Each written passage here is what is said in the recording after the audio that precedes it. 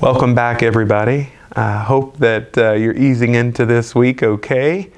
Fall is certainly in full swing, and I guess winter is trying to cut into fall. We're in that, what some local folk, persons that have grown up in this area describe as this November season.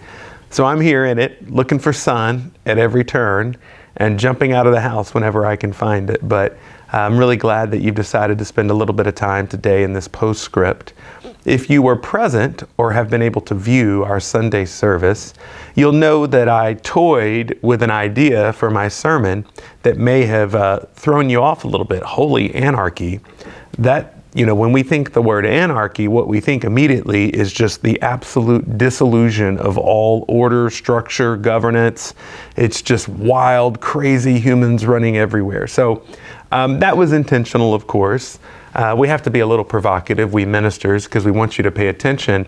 But I did want to challenge some of the received traditions, namely Christ the King Sunday.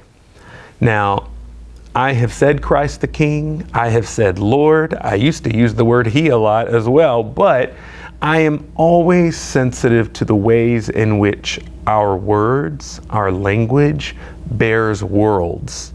So there are worlds of meaning, worlds that were exclusive, worlds that contain prejudicial positions and imbalances of power that, while some of them may still be present, we know they are, I don't want to aspire to that or resign myself to it. So I wanted to challenge the idea of kingly governance, a top-down model. And so, as you know, I looked at that word hierarchy, which to the best of my knowledge simply means a kind of sacred order, right? Higher means holy or sacred order. Now, holy itself has an etymology that suggests what is holy is that which is undestructible, right? Or indestructible, that which cannot be taken apart, that which is whole unto itself, is not made up of components. So then I got to thinking, okay, what is it that we consider here at First St. Andrews and perhaps our kindred siblings throughout Canada and beyond? What is it that we consider to be eternal, especially as it concerns our faith and practice? So I came down to the idea of relationship. And what does a relationship involve? Not one, but multiple persons, right? At least two. And we as Christians like to say where there's two, there's three, because you need a spirit of communication that enables these two widely different persons, regardless of background. We are all kind of uniquely carved out of our experiences and yes, trauma, but also joy and opportunity. And so we come together, and it really is a miracle when we're able to connect at all.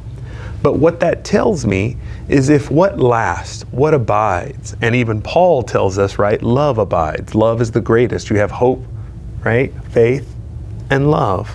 So if relational engagement is the core of what we understand as reality, then why do we feel the need to reduce everything to one?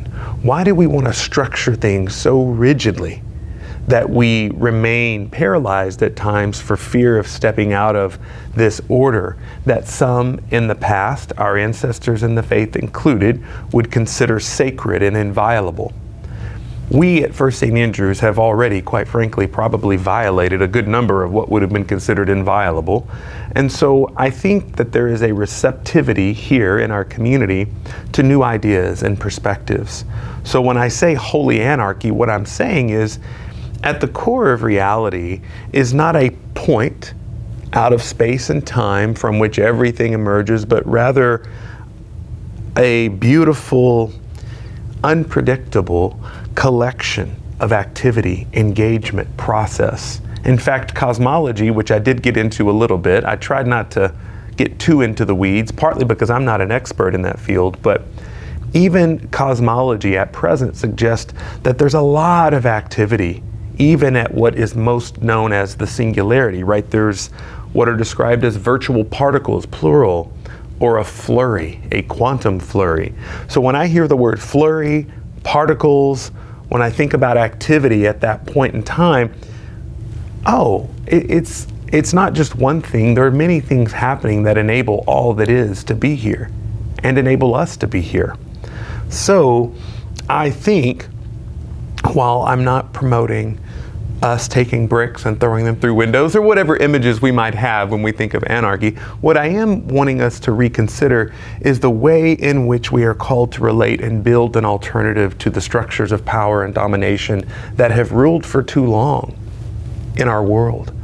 I think we are called to create something different so that tyrants don't step into these vacuums of power, so that we really have community accountability, that we have relationship, that we have engagement, that we have participation in the world we want to live in and that we want to leave for future generations.